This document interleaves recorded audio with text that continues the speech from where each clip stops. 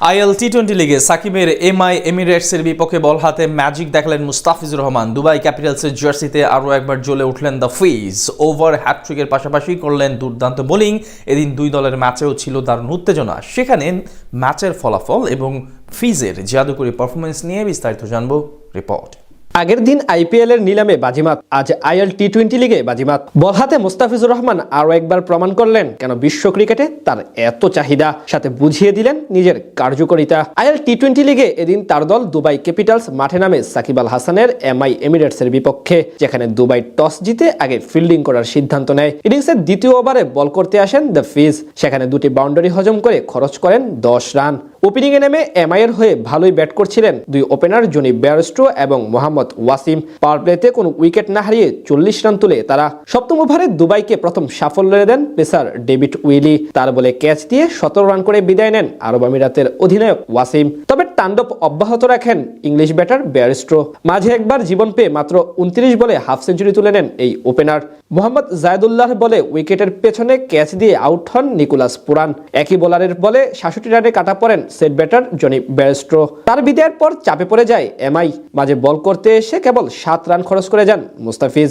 এরপর 18তম ওভারে এসে আসল ম্যাজিক দেখান এই বাম হাতি পেসার। তার প্রথম বলেই অফ স্টাম্পের ডেলিভারি শট খেলতে গিয়ে সানাকার হাতে ক্যাচ দিয়ে বিদায় নেন আফগান স্পিনার রাশিদ খান।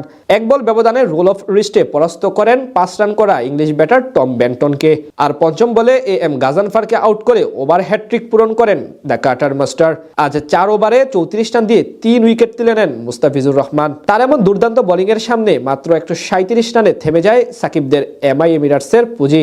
জবাব দিতে নেমে দারুণ শুরু করেন দুবাই ক্যাপিটালসের দুই ওপেনার শায়ান জাহাঙ্গীর এবং লিউস ডিপ্লয়। একজন ধীরে সুস্থে এবং অন্যজন চালিয়ে খেলতে থাকেন এমআই বোলারদের বিপক্ষে। যদিও এদের জুটি বেশি দূর আগায়নি। স্লো খেলতে থাকা লিউস ডিপ্লয় বিদায় নেন মোহাম্মদ রহিদের শিকার বনে। তবে তাণ্ডব অব্যাহত রাখেন শায়ান জাহাঙ্গীর। তার সাথে যোগ দিয়ে ক্রিজে এসে আগ্রাসী মেজাজে ব্যাট চালাতে থাকেন জর্ডান কক্স। পাওয়ার প্লেতে 51 রান জমা পড়ে দুবাইয়ের স্কোরবোর্ডে। নবম ওভারে এসে প্রথম ব্যাটার হিসেবে রাশিদ খানের শিকার হন শায়ান জাহাঙ্গীর। 27 বলে 34 রান করে নিকোলাস পুরানের কাছে স্টাম্পিং এর ফাঁদে পড়ে আউট হন এই ব্যাটার। তবে আগ্রাসন অব্যাহত রাখেন জর্ডান কক্স। শেষ 10 ওভারে জয়ের জন্য দুবাই ক্যাপিটালসের দরকার ছিল 74 রান, হাতে ছিল 8 উইকেট। সেখান থেকে নতুন করে জুটি করেন রবমান পাওয়েল। তবে 10 বলে 11 রান করে ইম্প্যাক্ট প্লেয়ার হিসেবে ক্রিজে আসা পাওয়েল বিদায় নিলে ঘুরে যায় ম্যাচের মোড়।